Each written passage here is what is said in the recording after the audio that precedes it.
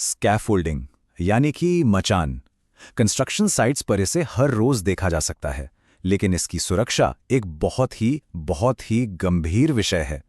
चलिए, आज हम मिलकर विज्ञान और असल दुनिया के अनुभव के आधार पर इसकी सुरक्षा को गहराई से समझते हैं।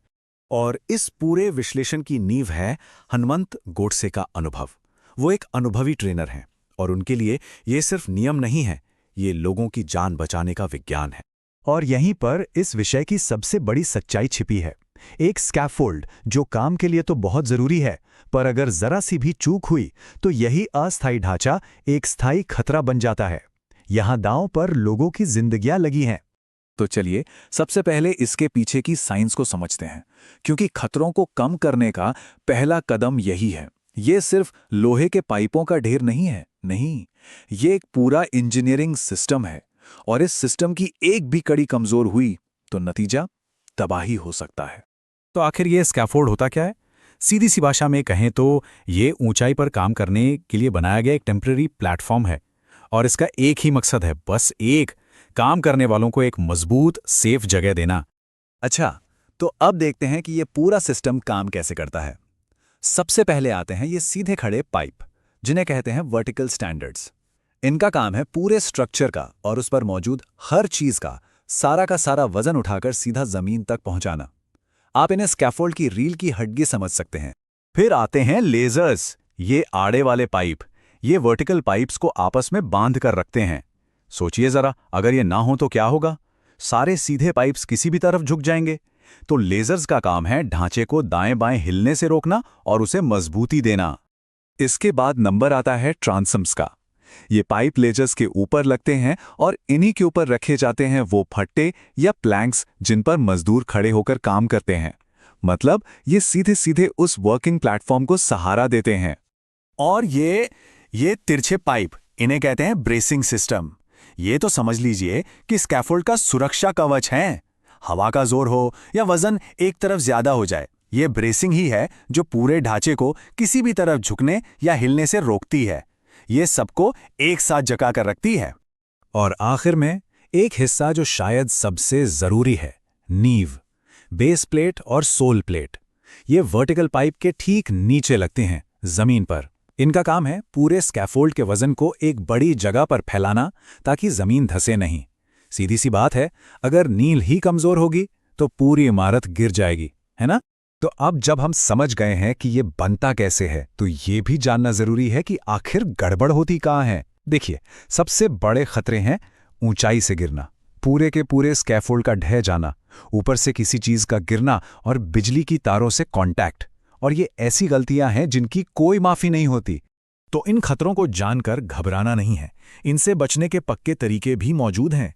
चलिए, अब उन नियमों की बात करते हैं जो सीधे सीधे इन खतरों से हमें बचाते हैं।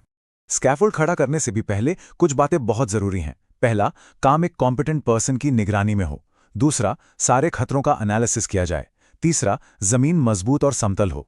चौथा, बिजली की तारों से कम 3 मीटर की दूरी हो। और पांचवा, अगर आसपास ट्रैफिक है तो बैरिकेडिंग होनी ही चाहिए। यहां पर जरा ध्यान दीजिए, सही तरीका क्या है? बेस प्लेट और सोल प्लेट का इस्तेमाल। और गलत तरीका, स्कैफोल्ड को ईंटों, बैरल या किसी भी ऐसी वैसी चीज पर टिका देना। ये सीधा सीधा हादसे को बुलावा देना है। ऐसा बिल्कुल नहीं करना है। अब बात करते हैं उस प्लेटफॉर्म की जिस पर लोग खड़े होते हैं।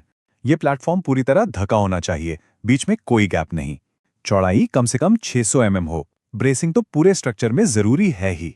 और सबसे जरूरी, गार्डरेल और टो बोर्ड। गार्डरेल गिरने से बचाता है और टो बोर्ड पैरों को फिसलने और सामान को नीचे गिरने से रोकता है। अच्छा, तो स्कैफोल्ड बना दिया, काम खत्म? नहीं, बिल्कुल नहीं।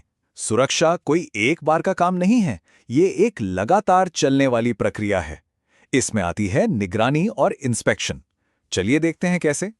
एक अच्छा इंस्पेक्टर सिर्फ देखता नहीं है, वो आने वाले खतरे को भांपता है। क्या चेक करना होता है? कपलर टाइट है या नहीं, प्लैंक्स मजबूत हैं, कहीं पाइप में जंग तो नहीं लग रहा। और सबसे जरूरी, हर इंस्पेक्शन की जानकारी एक रजिस्टर में डॉक्यूमेंटेड होनी चाहिए। इंस्पेक्शन के बाद आता है टैगिंग सिस्टम। अगर आपको ग्रीन टैग दिखे तो इसका मतलब है ऑल क्लियर, स्कैफोल्ड की जांच हो चुकी है और ये इस्तेमाल के लिए बिल्कुल सेफ है। फिर आता है येलो टैग। ये कहता है सेफ बट विथ कंडीशंस, मतलब स्कैफोल्ड सुरक्षित है पर कुछ शर्तों के साथ।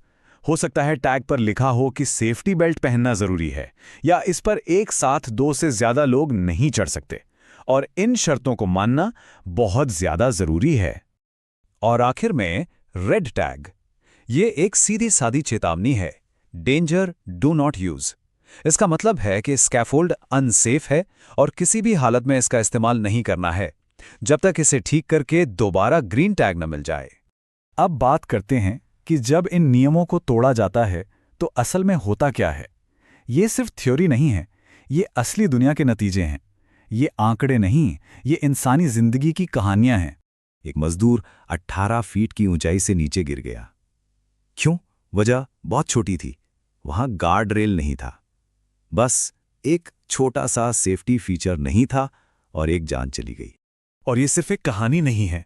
गलत नींव बनाने से स्कैफोल्ड एक तरफ झुक जाते हैं, तेज हवा में ताश के पत्तों की तरह बिखर जाते हैं, और बिजली के तारों से छू जाने पर जानलेवा झटके लगते हैं। ये सब होता है, ये असली खतरे हैं। तो आखिर में हनुमंत गोडसे का ये संदेश सब कुछ कह देता है।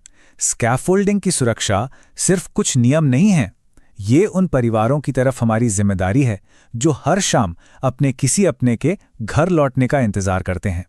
हमें बस खुद से ये पूछना है कि क्या हम ये जिम्मेदारी निभा रहे हैं।